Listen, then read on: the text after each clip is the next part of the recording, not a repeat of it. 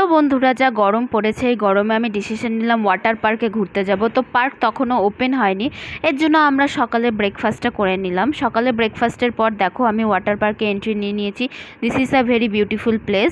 দেন আমাদের লকারে আমরা টাকা ব্যাগ জমা রেখে এই দেখো জলে নেমে পড়েছি।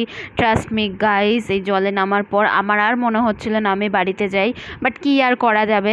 যাই হোক, তো সেখানে আমরা প্রচুর নাচানাচি আর এনজয় করলাম।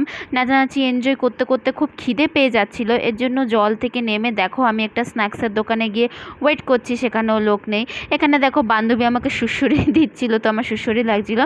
তো বাড়ি যাওয়ার সময় টায়ার্ড, আমি একটা পেয়ারা কিনে পেয়ারা খেলাম।